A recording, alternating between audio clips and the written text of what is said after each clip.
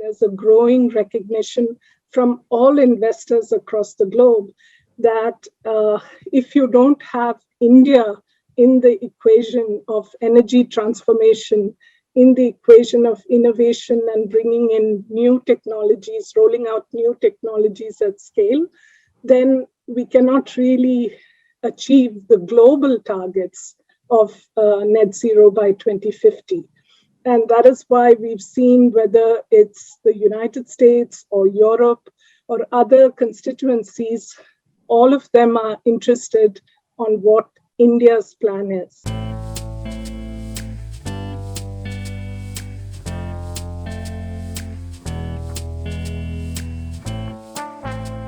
So happy to see the fraternity join in today. I hope you're all in good health and are keeping safe. Thank you very much for taking the time out today and joining us during such a difficult time.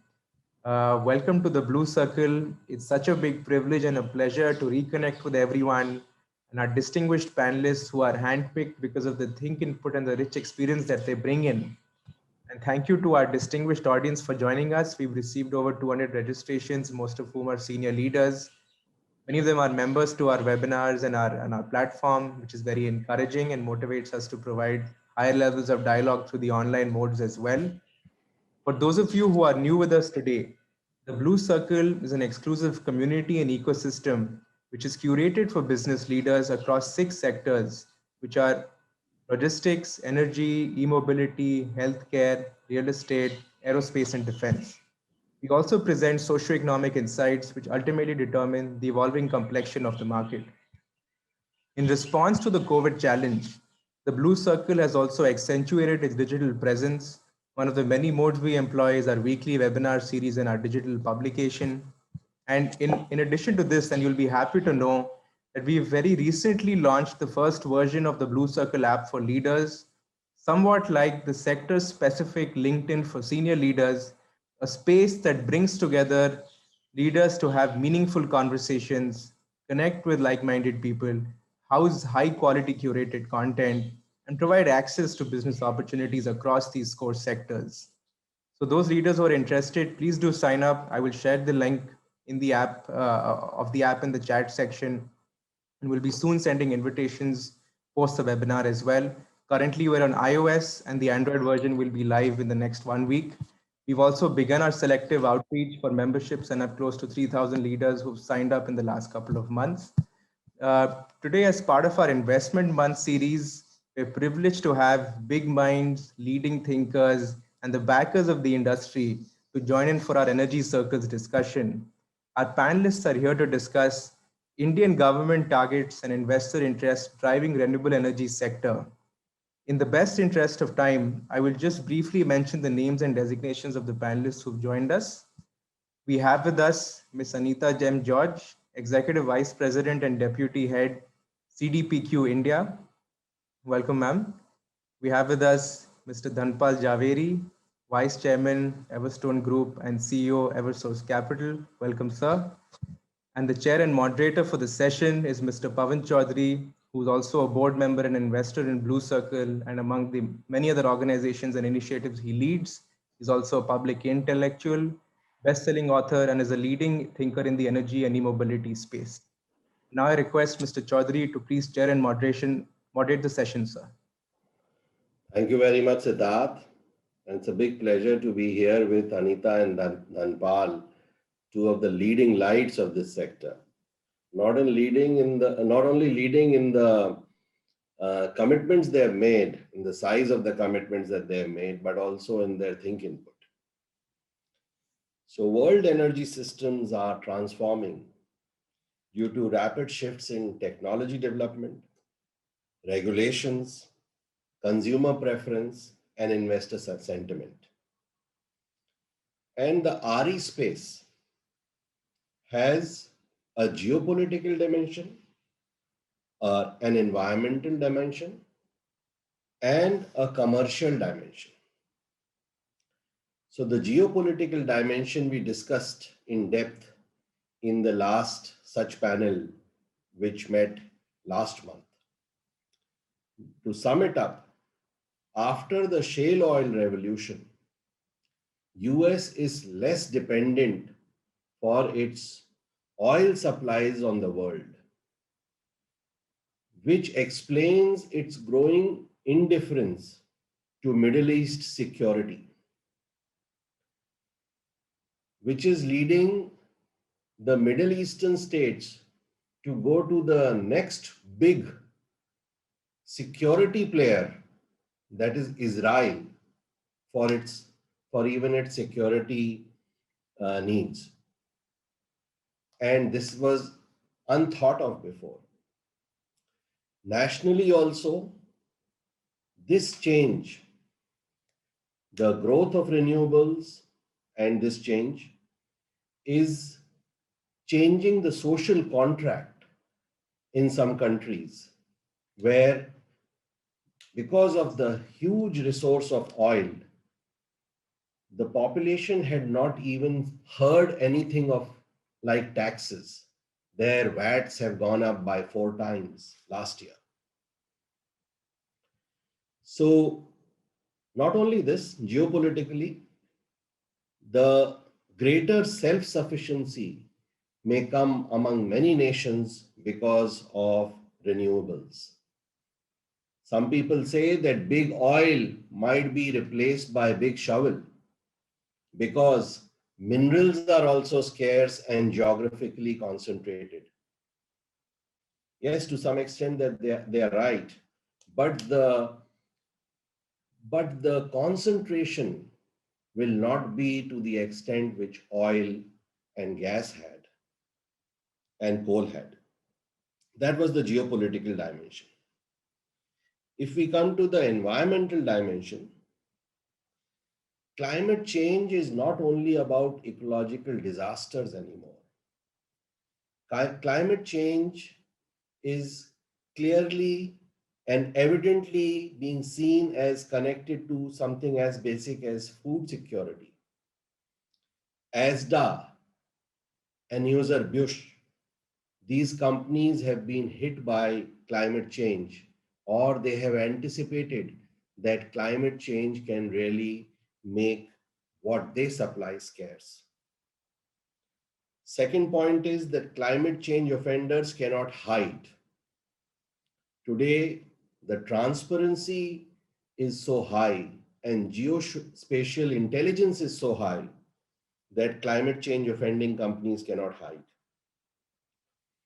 If we were to remember, in 1950s, the world was on the brink of a mass famine.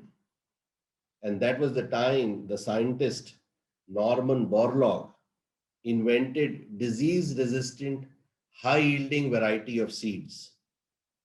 And suddenly there was surplus seeds and the mass famine could be avoided.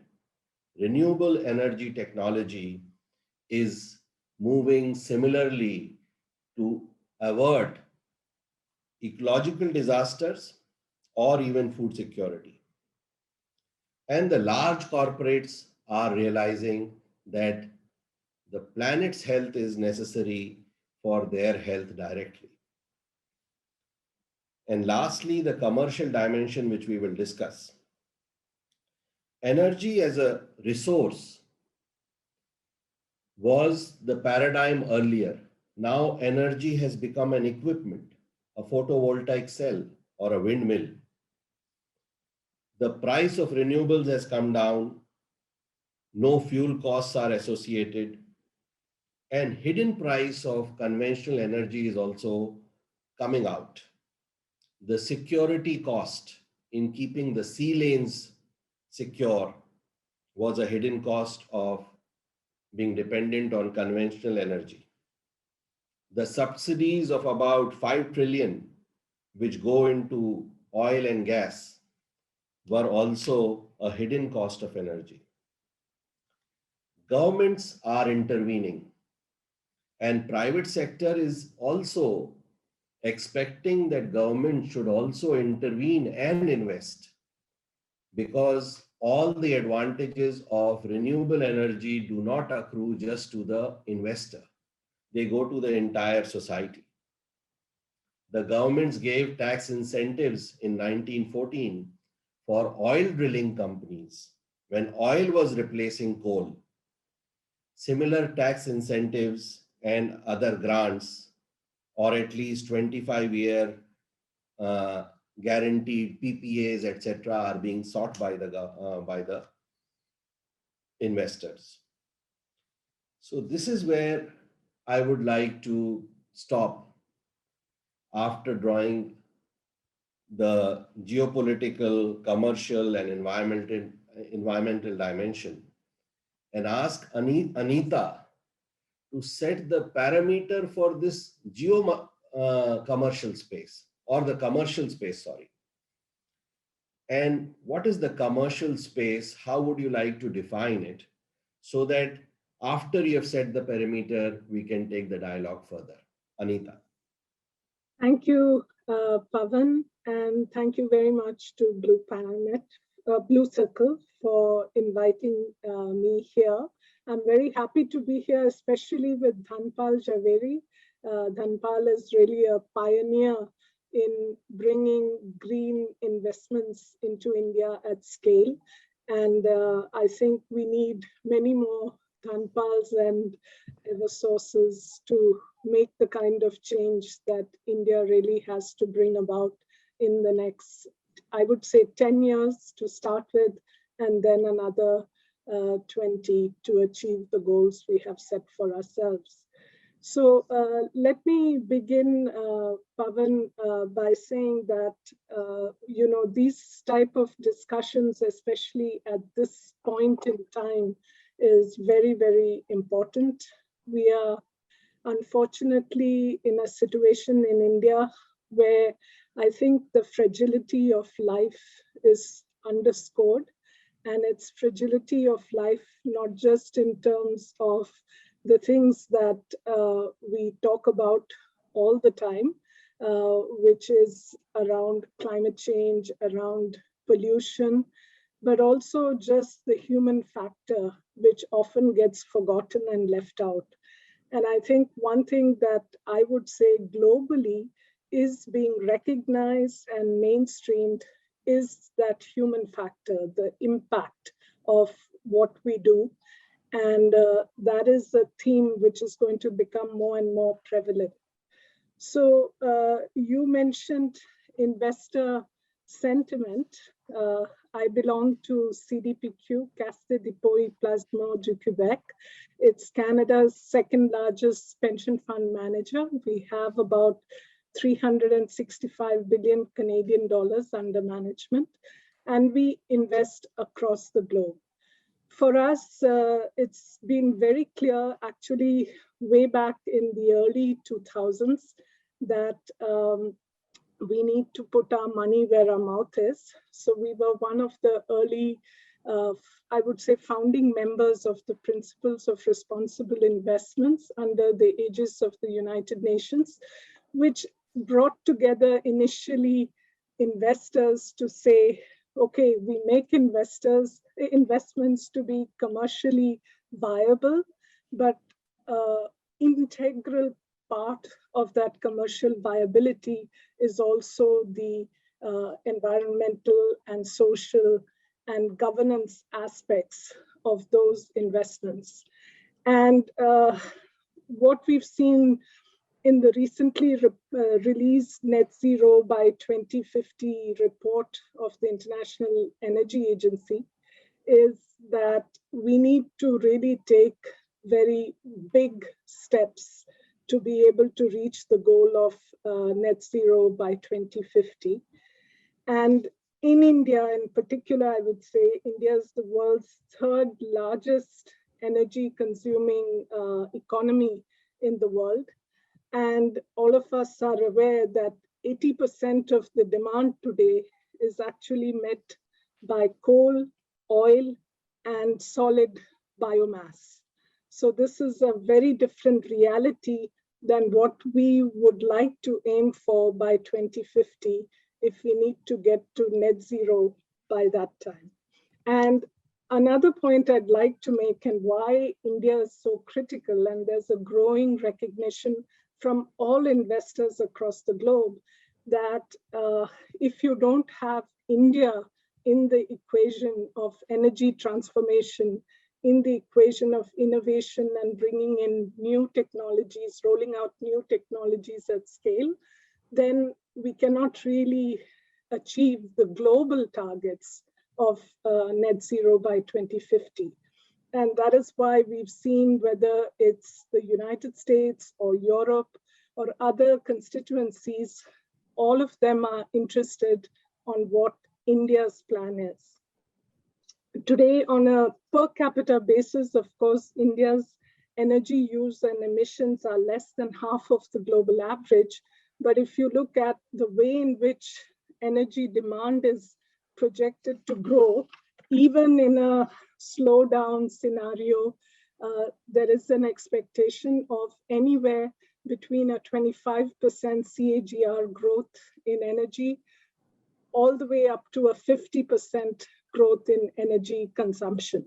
So for India, as you rightly pointed out, in addition to promoting and developing more of renewable energy and transitioning from fossil fuels to renewable sources, we also have to look at energy efficiency in a big way, as well as new technologies. You had also mentioned hydrogen, which I think is something where CDPQ as well is pushing ahead.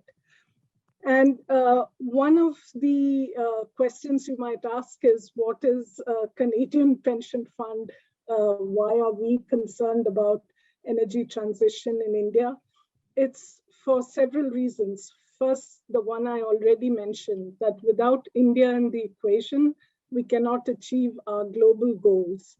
The second point is that CDPQ is one of the world's largest equity investors in renewable energy. We have, I would say, altogether close to 30 gigawatts of renewable energy generation that we've supported, in addition to related transmission networks and distribution networks. So for us, this is a sector that we really want to back. The third, I would say, is that we have also been very active in investing in energy efficiency as a service. And you mentioned the transition from energy as a resource to energy as products. I would say there's a further evolution of energy as a service, whether it's in the field of electricity for power consumption for industry and households, or also in the field of e-mobility, where more and more electricity is replacing traditional fossil fuels sources.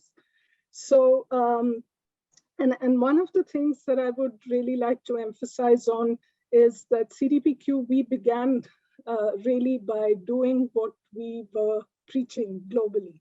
So we have made public commitments on reducing the emissions from our portfolios, as well as green investments.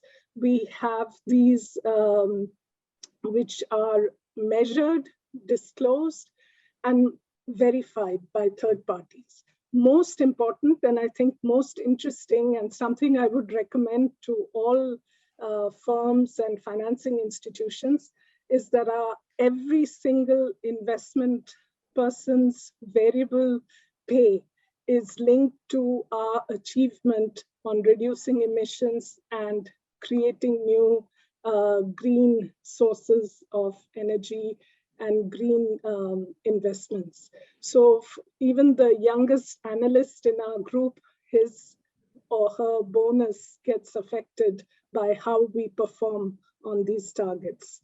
And this has made a huge difference. Everybody in the firm is very focused on it for that reason and more. The second point I'd like to make in this regard is that this is not just something which one institution is doing. We have a collective called Maple 8, which are the 8 largest pension fund managers and pension plans in Canada, with 1.6 trillion under management. And this group is also focused on the principles of climate change, diversity and inclusion, and governance. And this group is also doing what we are doing in terms of measurement, disclosure, and verification. In addition, all institutional investors, or I would say the 14 largest institutional investors, including insurance companies, have come together to form an investor leadership network with $5 trillion under management, and adapted a target for ourselves in terms of how we would like to manage ourselves first and foremost, as well as our portfolio companies.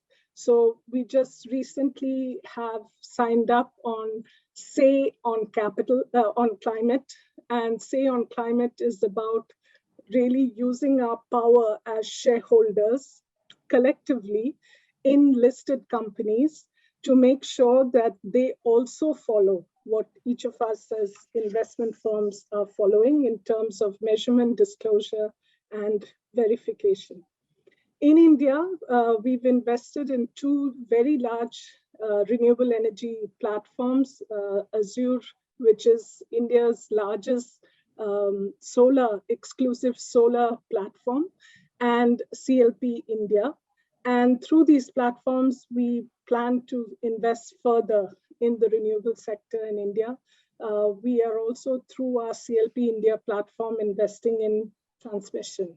And before I close, from an India point of view, I think the challenges before us, as I see it, is really reaching the 450 gigawatt targets that India has set. The stability in regulations as well as sanctity of contracts, very important for international investors coming in. I think we have a big role to play in terms of innovation and transformation, like bringing in more infrastructure in the distribution of gas, which can then be used also for hydrogen. Given the fact that we have such a large coal-fired mix in our energy mix, we need to look at capture and conversion as well.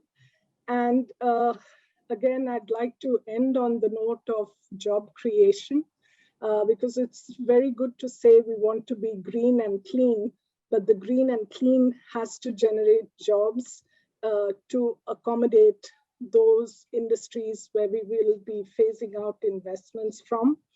And I think this is possible to be done, but it has to be done in a very deliberate manner. And we've seen different countries around the globe who have really made this central focus of the way in which they are building back post the COVID crisis. And the last point also for India, which is very important, I think, is grid availability, grid security. We've seen what just transpired with the Colonial Pipeline in the US. And this is an area where I think India is very vulnerable.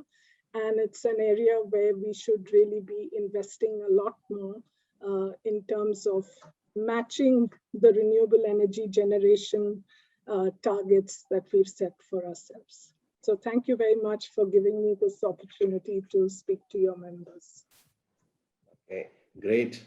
Very good beginning, Anita.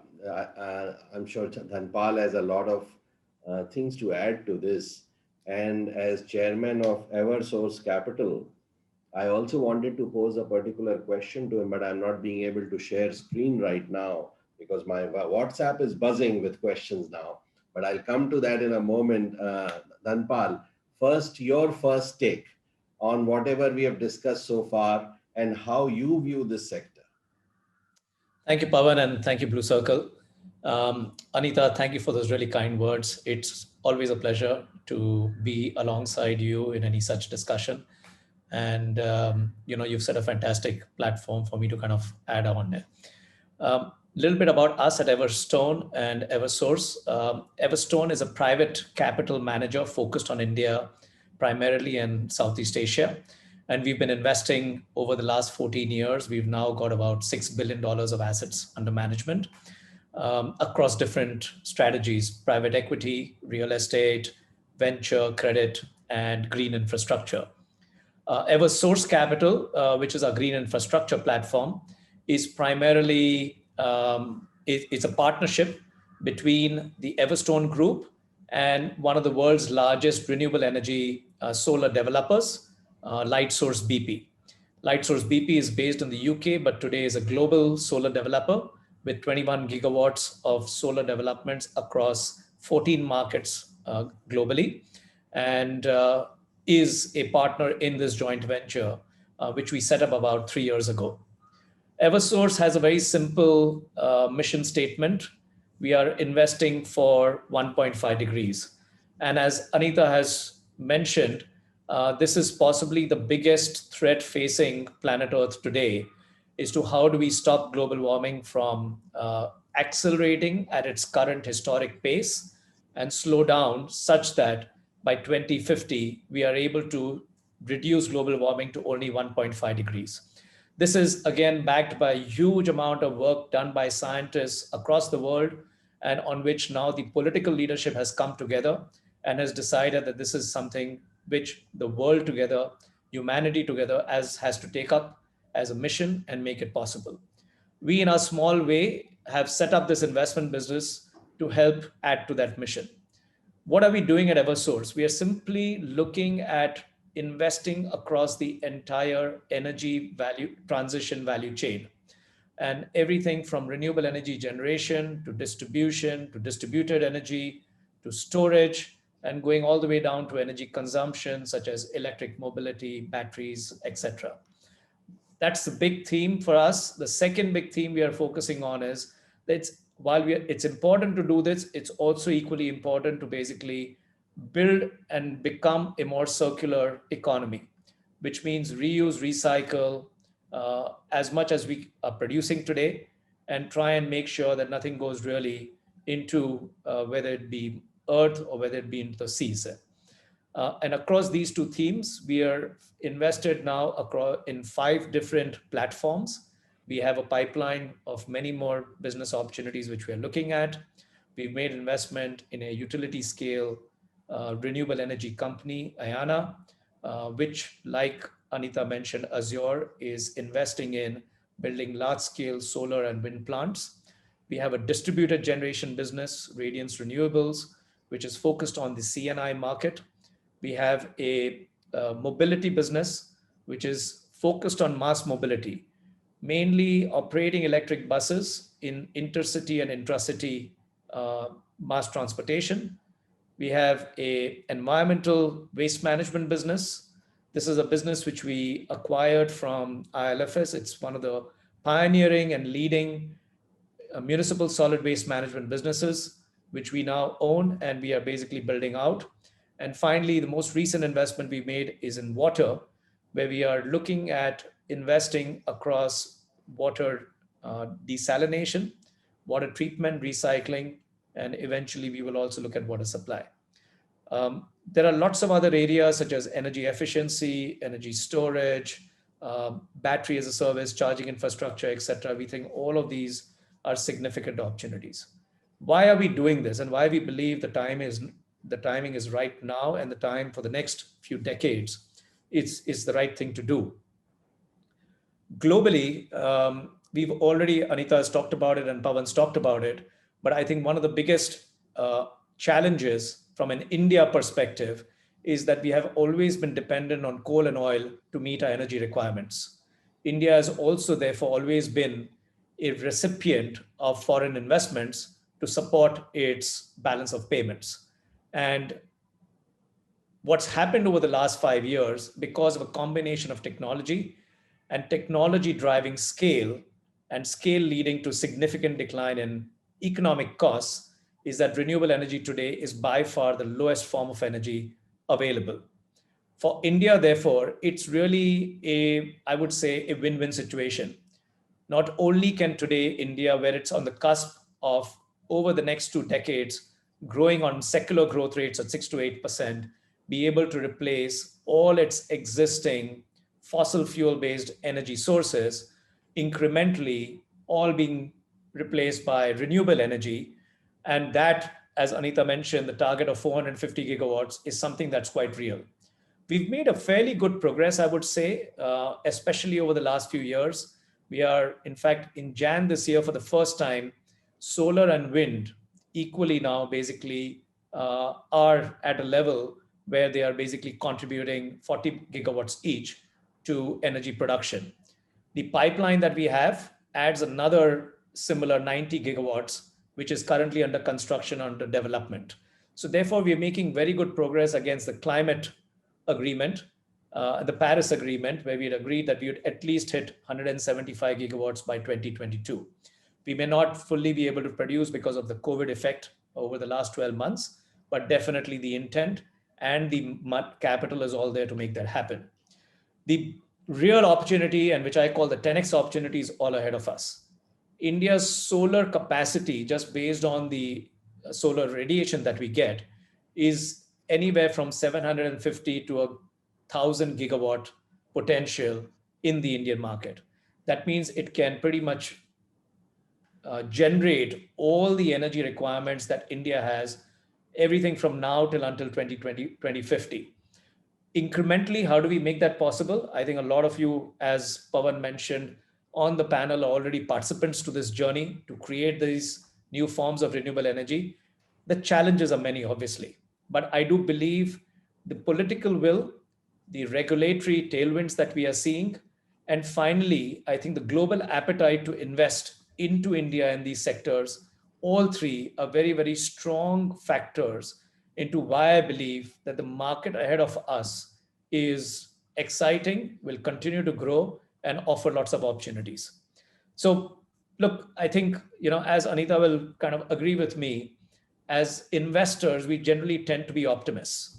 And therefore, while everyone, who asks me questions around, there are issues with discoms, there are issues with payments, there are issues with counterparty risk, et cetera, and all of that stuff. And we all know the challenges India continues to throw up.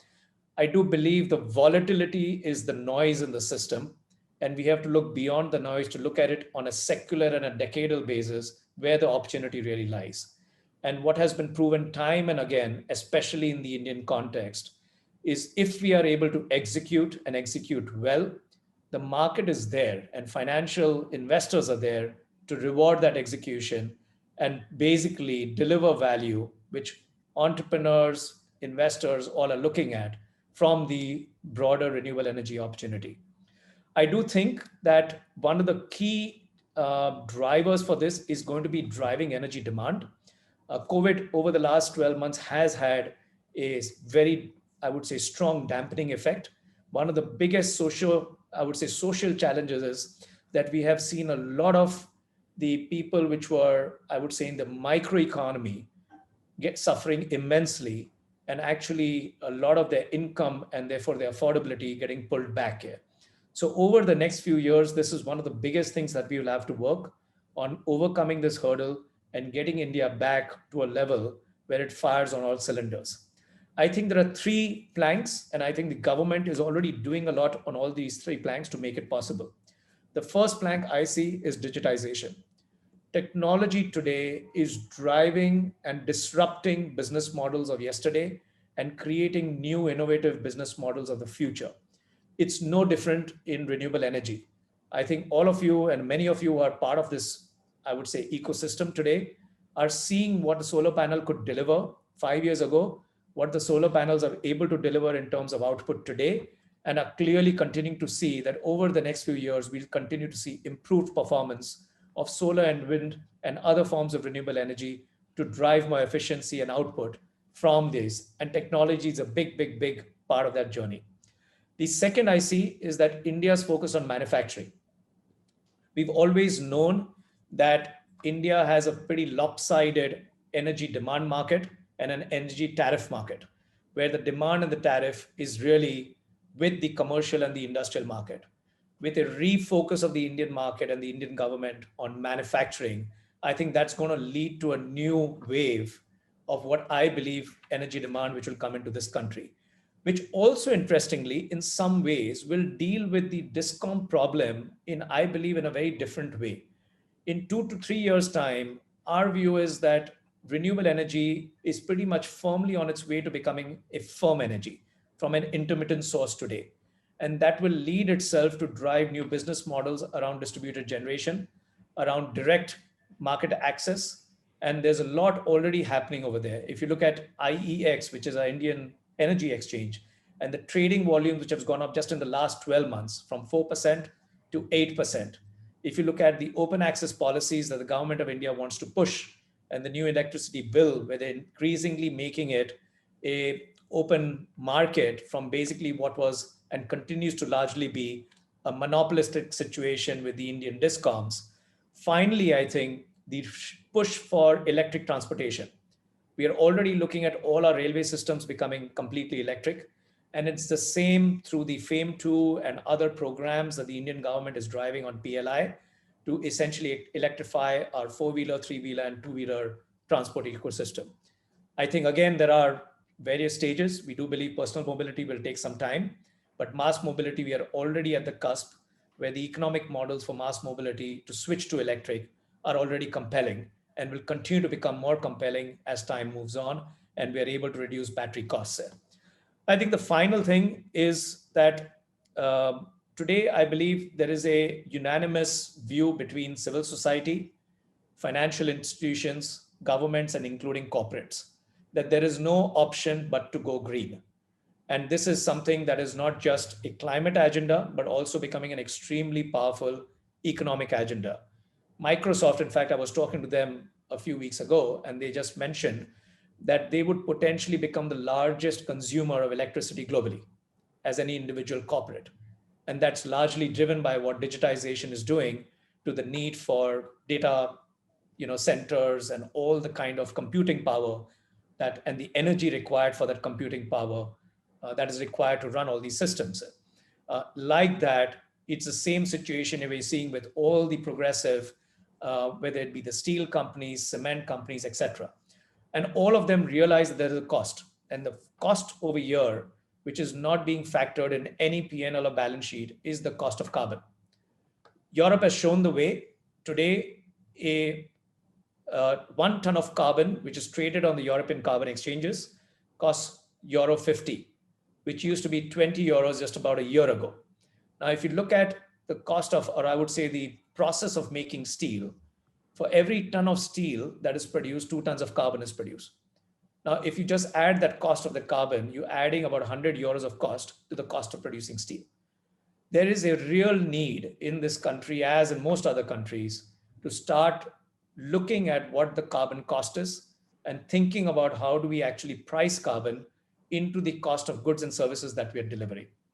That will make it extremely attractive for investors like ourselves and Anita, and there's almost a wall of capital which is waiting to come into India to come in and basically say, look, we can participate, we can create, we can invest in the assets and make it all possible for India to become green a lot faster, provided we all started to price the true cost of carbon in everything that we do. So with that, I would say I continue to be extremely bullish. I think we are investing here for the long term, and we would love to basically see how collectively we can create the voice within government, within civil society, and corporates and government, and I would say financial institutions to make this all a reality. Thank you. Great. Excellent roundup, Dhanpal. Let me just share the piece which I wanted to, so as to bring another player's perspective in the game, so that both of you can then comment on that, as well as some other questions, comments, etc., which are coming to me on my WhatsApp as well as on the webinar screen. So if you were to look at, Anita, if you were to look at ESG factors in this chart, it talks about 3 pillars: environmental, social, governance. Under environmental, it speaks about climate change, deforestation, water, waste management, etc. And this perspective and how well it is handled tells how the company manages its environmental impact. On the social side, you see worker health, impact on local communities, child and human child labor, etc. And this confirms finally how the company treats its people. And on the governance side, of course, you have governance issues. The point I would like to bring is impact on local communities. Not only the local communities, in fact, any community. One of the communities which is an affected party here, which is asking for just transition, is the existing oil and natural gas companies. And how do you feel that this transition can happen in a manner which disturbs their livelihood, their interest the least, without, of course, breaking this or putting brakes on this? And also, please factor in when you answer the fact that in 1940s, the coal, which was a sulfurous and extremely polluting fuel, was contributing to 70% of the total energy demand in the world. And today it is in 20%. And oil, which was at 22% then, is nearly 70% or near in 60% today. So from 1940 to 1970, it took 30 years for this transition to happen. Will this time also, will it take as long? Earlier, when coal was replaced by oil, the mining advantage or the health of the miner was definitely benefited through oil, because the mining doesn't happen below the ground. Plus, oil was more easier to transport. Plus, oil efficiency was also higher than coal. Plus, it was cleaner. All these things apply to renewables also now with respect to oil. So, how much time do you think now this renewable transition will take, and how it can be made a just transition is the point I would like you to address. Anita. Thank you, Pavan. I think, first and foremost, these three pillars as an investor are critical for us. And we've in fact taken the step of where it's not a side activity, but something that we apply to every single investment, big or small, and it's front and center in our investment decision making. So why do I think that this transition will take a much shorter period than what we saw in the oil and gas trajectory that you just explained? So I think Dhanpal actually touched on a lot of these issues. One, I think, is technology and cost.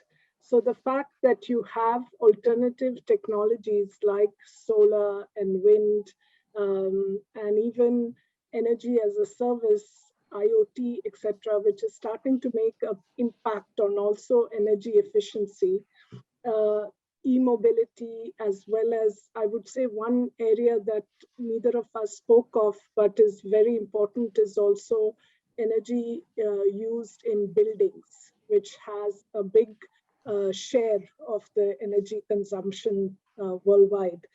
So I would say first and foremost, technology is going to accelerate this transformation. The second is the impact. From an environmental point of view, it's very clear that if we want to address climate change, which I think by now, as we see, most countries are coming around to accept and say that we have to do this. And you mentioned local communities. I think one of the realizations in India is that climate change is not a global thing which is happening somewhere else in the world. Every day we are reminded right here and now that climate change is affecting us, whether in terms of the pollution levels, whether in terms of the extreme weather conditions, and in terms of the kind of displacement of people that we've seen arising from climate change impacts. So I think the whole community itself realizing that something has to be done to change the way in which we are addressing these issues is critical. The second aspect that I think, which is very different, maybe here, or maybe not that different, but I would say more urgent, is the way in which capital is seeking out greener investments. So just as in the case of discoms in India and the fact that, you know, people will start opting for other off-takers of power, we will find that as investments focus more and more on green energy, de facto, there's a shadow tax being put on oil and gas and coal, etc., which earlier maybe was not as apparent. As you yourself mentioned, Pavan, there's a $5 trillion subsidy to fossil fuels, and the pressure to reduce that, the private long-term capital, both institutional as well as private capital coming in, is going to also shift the transition and accelerate that transition. The third point I would say is that in every aspect that you look at, whether it's in terms of risk assessment, long-term sustainability, the risk of having stranded assets, again, there is a push coming from multiple directions, from regulations, from incentives, from global capital, as well as, I would say, over time, domestic capital as well. There is a push to make this acceleration of the transformation even faster. And last but not least, the fact that India itself, as well as the globe, we've all set these targets to reach that transformation. One thing that I would like to say in these three pillars, and I had mentioned that earlier as well, the human aspect of the energy transition is something that has to be taken into account explicitly. So you're right that you know, there are workers and townships and whole livelihoods that have built up around these industries. But I think there has to be a way in which these can be transformed. And the more forward-looking progressive companies in these industries are reading the writing on the wall. Dhanpal mentioned LightSource, where BP, which is one of the large global oil producers, has seen the writing on the wall.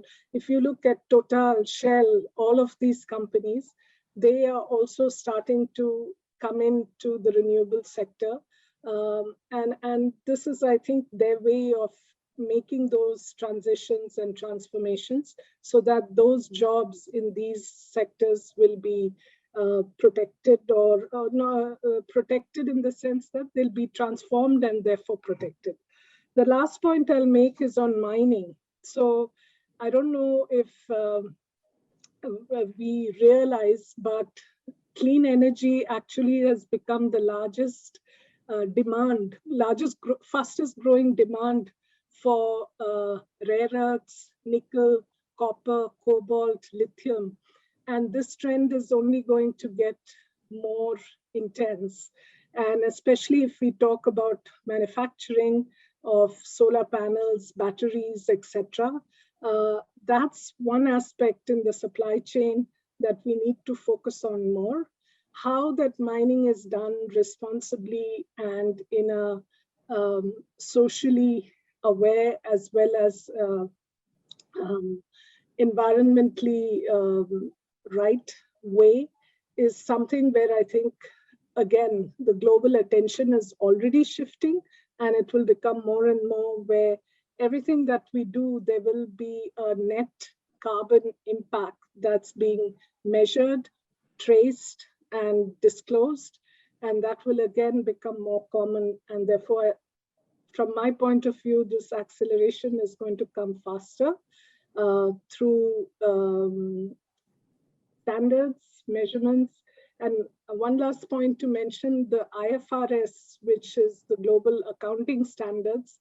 The IFRS Foundation is actually working on a global ESG standardization, which all large institutions, including ourselves, have signed up to and are supporting.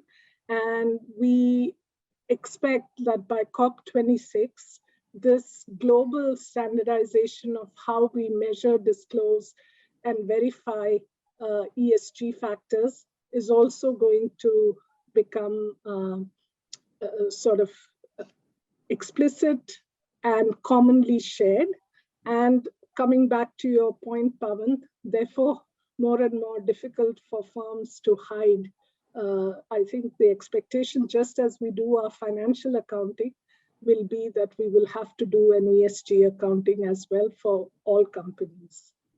Yeah, to hide as well as to pretend to be responsible. And also, you have beautifully brought out the point that you are trying to put your money where your mouth is. You are not only speaking about doing well and doing good together. Of course, you cannot do good for a long time if you, as you can't feed from a empty vessel if you're not doing well. But very well, you have brought out that point that whatever mistakes humanity may have made or business may have made in mining yesterday, it need not repeat them in the mining of these rare earth minerals or other minerals, because we understand that these minerals also, mining of these minerals, have social, community, health, safety issues, and how we can overcome them through our previous experience. The second point which you brought was some kind of inclusive innovation, where companies like Lightsource BP or even Total or even Reliance now is also stepping into these new areas of renewables. And it is reminiscent of when chlorofluorocarbons were being phased out in US. Those companies which were making chlorofluorocarbons were given special grants to further their research in finding substitutes for chlorofluorocarbons, so that the people who were going to be hit, who were the potential losers, were also put ahead in the race through such beneficiary programs. And that is really, really very well put. Now coming to Dhanpal, you represent the front end of the biggest investors in this space and most diversified also in the renewable space. But that can also come because you have huge stamina. That means you can wait for long turnaround times for your capital to come back. What is your advice for the smaller investor who has a 5-year term or a 6-year term of his investment paying back?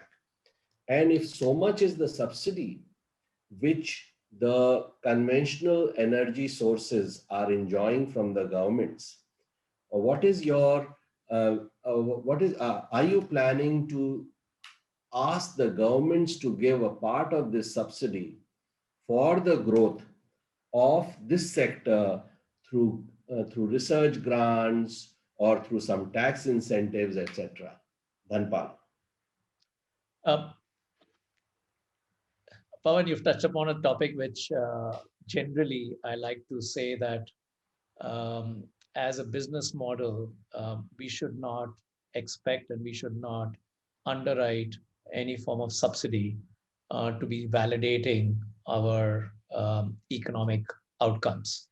And the reason I say that is because governments are run by eventually their political bosses, and politicians are not there other than for the term that they are elected for. And any change in government could lead to impact, especially for businesses on a longer term basis. And therefore, we've not been votaries of investing in businesses which have, say, custom duty, protection or special incentives, just on the basis of that duty protection or that incentive, creating the economic value proposition for an investor to come in. But putting that aside, I do think that Anita did touch upon it on the broader context of why there is a need to fund for companies to disclose, and through that disclosures for investors to understand really what the impact the companies are making on all of these important parameters around the environment, the social, and the governance aspect. And that itself leads to investors now choosing to vote, and many a times with their feet, saying that, look, if they don't like what the company is doing from an ESG perspective, they're going to vote with their feet, sell the shares, and move out. Vice versa, it's also creating the same incentive for companies who are doing good from an environment or a climate perspective to get valuations which are factoring that potential opportunity those businesses have over the long term. So it's a classic case in point. Everyone talks about Tesla, $800 billion market cap. You add all the market caps of all the big auto companies together and it's less than Tesla. Why is that happening? Right? Why are the oil and gas companies today, if you look at their market caps today, are a share of what they were in the past? Or fossil fuel-based power plant producers. I think we can kind of see this across the entire public market space, that if you're doing something which, and investors are now a lot more, Anita talked very eloquently about how CDPQ has a very robust framework now to take decisions on whether to invest in businesses, and ESG being a big part of it. On the other end of the spectrum, you've got actually millennials who are taking conscious decisions of where the capital goes, in which mutual funds and what kind of investment managers, and whether those funds or managers are actually investing in businesses which are doing good. So I think the market dynamics in my mind are very important, and they're already playing out very well, that I don't believe one should necessarily look at it, I would say, a fairly legacy mindset of expecting grants and subsidies and those kind of things to basically underwrite businesses and invest in businesses. Great point. So allow me to bring in Adam Smith here and take this point to Anita, though I fully agree with your perspective. Adam Smith said that the grocer is not putting bread on your table because he wants to do good. He is putting the bread on your table so that he would make a profit. Dhanpal is speaking from the very perspective of a very large grocer who can do a lot of good and also wait for that good to come back to him in maybe 10 years as a return on capital. What would be your view, Anita, how we can make our recommendations, which will go also to the government, can we make them more inclusive from the smaller investor who has less stamina like you or like Dhanpal has? Because the oil and gas industry also, when the oil and gas industry started booming because of the automobile and aviation, etc., they priced the automobile fuel at very high prices and took subsidies from the government to price the industrial and heating fuel at low prices so that they could fight with coal there. And the governments, in the interest of environmental cleaning and the mining inhumanity of coal, gave those subsidies. So what is your view? And I'll come back to Dhanpal.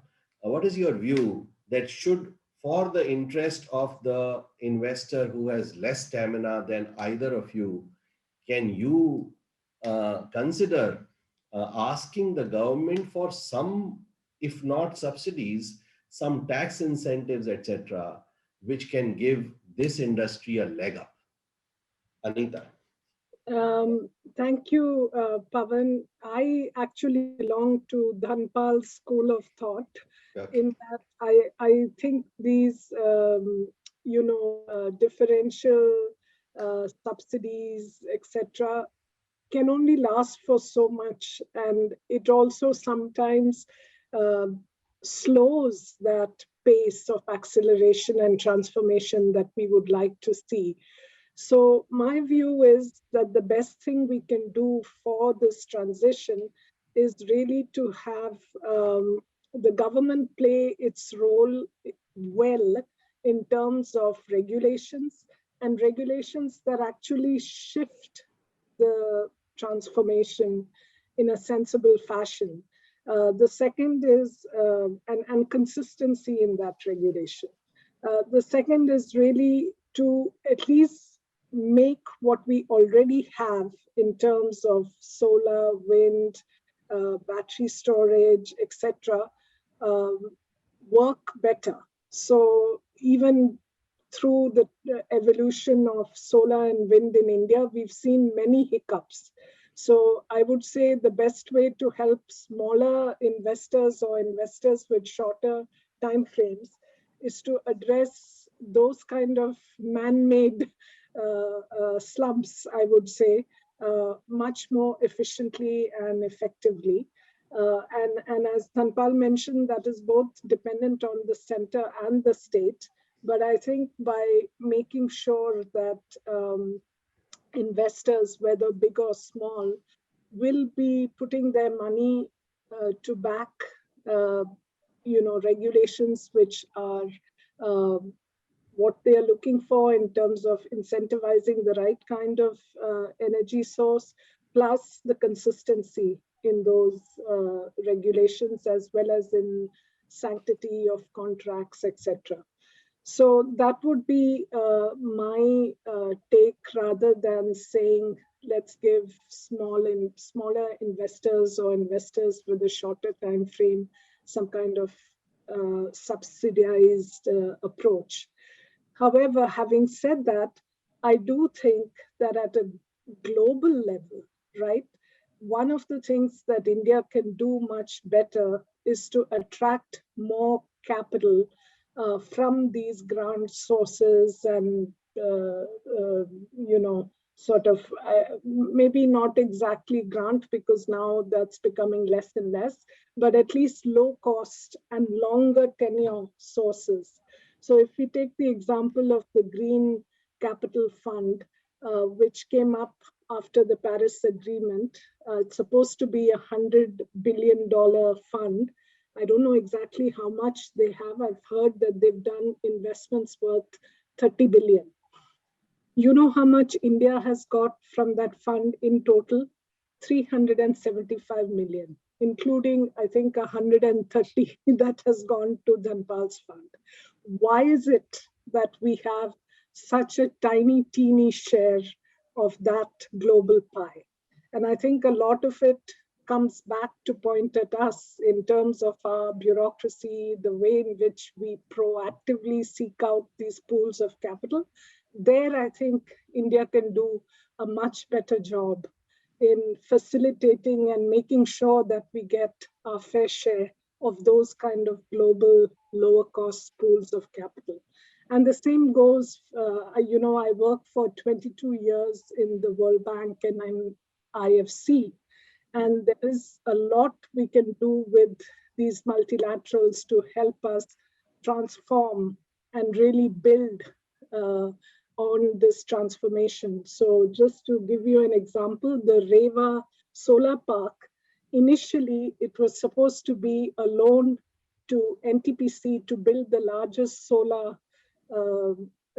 plant in India. And since I was happily in a position to make an argument. I argued that solar is a sector where the private sector has done 99% of the investments in India. Why is it that we don't bring the private sector in, get the public sector to do the enabling infrastructure like transmission, evacuation, etc., but really bring in the private sector to compete and at scale. And that's now seen as a very successful project, but it could have very easily gone the other way.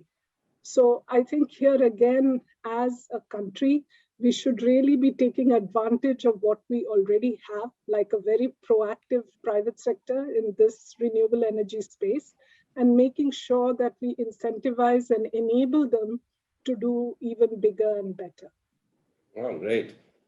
So majority wins. Okay. And I agree. Pavan, I just, to add to what Anita is saying, I think what's important to understand is that whether you're a short-term or a long-term investor, what you're basically looking for is a source to generate income, right, and profits. And India, interestingly, has all the demographics and the economic capability to provide that demand, which is there, right? Most economies, the biggest challenge is demand. India doesn't have that problem. India's problem is that to satisfy that demand, you don't have a system for people to be able to make that happen, right? And to give you a simple example, that if anyone wants to set up even a manufacturing plant, there's no guarantee whether the government is going to support that on a long-term basis, whether the duty structures are going to remain or not remain. The pricing is something that is going to be market determined or not. And eventually, will they basically just be gobbled up or, out-competed because you've just opened up the borders and allowed everyone to come in and compete because you had just one criteria, which was lowering the cost of price, right? I think there are many different ways to do this. It's market regulation rather than basically market intervention one needs to do. And I think that's where we need to have a longer term kind of a perspective in terms of, and that will pretty much create a flood of investments of all kinds, right, in the entire value chain. So we've actually allowed that to happen without any proper regulatory construct about how it's going to develop over a 10-year, 20-year period. And without any stability towards that regulatory construct, right? Saying that now we've agreed this, now there's no change to this for the next 20 years. You will see literally wall of capital come into India if that happens. Yeah, I think both of you are, if I was to summarize, you are saying that if the first demand I have is that the government should be an occasional partner, a facilitator, or not an omnipresent nanny, and it should not be a fluctuating nanny. The regulatory policy should be steady and it should have a long-term perspective.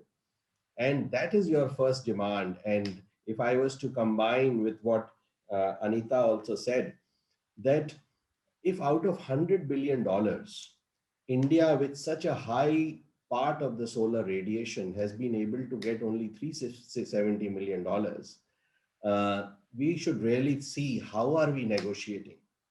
Are we negotiating well, or are we negotiating too proudly?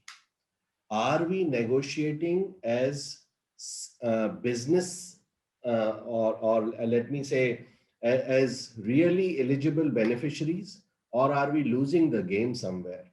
And perhaps this is just on a lighter note, if the government is under a little bit of pressure to deliver a little more help in terms of, let us say, ecosystem development, which Anita spoke of, then perhaps they may also improve their chances in these negotiations and finding our share of the pie in a better manner. But great points. What do you think about PLI, Dhanpal? What is your view on PLI, and do you think the PLI for batteries as well as for photovoltaic cell is going to succeed? This is a question which has come to me and I'm asking. So very initial views, definitely, I think they put a lot of thought in the way they've constructed this scheme. I wouldn't say it's a non-starter. I do believe that this should lead to definitely capital flowing into both these areas, much needed, because we're already seeing, right, dependence on a Chinese supply chain, what havoc it's playing to the Indian generators, right? Just in the last 6 months, because of various reasons. I mean, panel prices are short, contracts have been renegated on, and this is something that, could have been anticipated a long back here, right? I keep asking that we had BHEL as the number one, producer of power plants in India. Why did they not 10 years ago start thinking about getting into solar? Because if solar is going to be the incremental, and the government of India has made these, ambitious statements that they want to basically introduce solar in India, why have they not done that? Or windmills for that, perspective. So I do believe that all of this requires a little bit of a sitting back and saying, look, we really need to direct investments. And other than that, we should allow market forces to play. But I do believe both these schemes should start seeing some. There is obviously the larger issue of cell manufacturing, both on the battery side and on the panel side, right? I don't think it's addressing that today, but we're at least trying to increase the value addition to a certain point in the near term. But again, we have to think about the long term, right? Because if we are definitely going to electrify the transportation system, both renewable energy and battery is going to become an extremely important part of the Indian economy. And we are yet nowhere in the global scene from a manufacturing perspective. Okay, so now Pavan, if let I me. can add one point Dhanpal said, India has an advantage in software. And we know that from what we've been able to accomplish on the IT side. I think really we have a golden opportunity to use that advantage towards a different kind of manufacturing using deep tech, AI, robotics, etc., and moving into something where we leapfrog our manufacturing. And I think it's very well suited for green energy. As I was mentioning earlier, I think more and more energy, for example, is going to become a service more than a product. And in that transformation, we can really play a critical role. The other point that I agree very strongly with Dhanpal is that now that we have these schemes like the PLI, etc., to make sure that they consistently remain there for the next 10 years, 20 years, whatever, and that we don't waver every year as we have done in certain cases, because when that happens, then the whole impact of having brought in a scheme like that vanishes. So if we really want to attract that capital, that investment, that technology, it has to be long-term and consistent. So you said it, stability of regulation and incentives and sanctity of the contract. Those are the 2 points you both made together. There are a lot of questions. Some of them have got addressed already. I will just pose the last 2, 3 to both of you. And let me begin with Anita. The Basel III norms in banking, which have come, may limit the investment of European banks in long tenor renewable projects, and connect it, please, to the importance of ratings, which India has in continuing to attract these investments, and how we can make sure that we continue to have those ratings. This is for you, Anita. Thank you, Pavan. Actually, even before Basel III came into play, if you look at what European banks, or for that matter, North American banks are doing physically in terms of lending to the renewable sector in India, it's not been that active. It's really been the mostly the domestic public and private sector banks and institutional capital and private equity capital, like what Dhanpal and others represent, that has been really building these renewable energy platforms, etc. So I think we have to be prepared that one has to look for capital. And fortunately, the largest pools of capital, whether we are talking about pension funds, sovereign wealth funds, and family offices, which is an often forgotten, very large pool of capital, these pools are yet again, if you look at India's share, it's about, if I remember correctly, I think less than 1% of those three pools of capital, relative to our global GDP contribution, which is about 3%. So at least we should bring it up to the level of our global GDP contribution to say that, okay, we've got our fair share. And why I'm insisting on these pools of capital, not just because I'm part of CDPQ, but because this is the kind of long-term capital that sectors like renewable energy, etc., need to help you to make those investments that will be long-term and sustainable. And therefore, that's where our focus should be. And I think the banking sector, while it's very important for more shorter-term working capital and other forms of liquidity, is not going to be, in my view, the mainstay of financing these kind of investments. Great. So, just to add a nuance to that, Pavan, yeah. Look, one can't get away from the fact that the global financial institutions are always going to be quite nervous about investing in projects in India which are yet not producing output. But the Indian banks, whether it be both private as well as public sector or Indian financial institutions, have a very good understanding of the local issues and risks associated with that, and therefore can underwrite a lot of these projects better. My view is there's always going to be a symbiotic role between the Indian institutions, who will be the first, I would say, original risk takers and take that risk premium to lend to these projects. And once these projects are up and running and producing, you will see the global capital, the debt capital markets, right, come in and participate in force. Our big challenge continues to be building and operating as many projects as we need. India needs a lot more development, construction, and commissioning to happen. And once that happens, you will see global capital continue to follow in a big, big way. Once those key risks are taken out, and basically then you've got an operating asset, which is an annuity, and investors like CDPQ would love those kind of portfolios to own. I think what recently happened with Power Grid, right, doing their InvIT, what we saw it with Sterlite and their InvIT, these are all models which are well established. The regulatory framework is established, the tax framework is established, and good work by the government to make sure that all of this has happened. Now it's really building.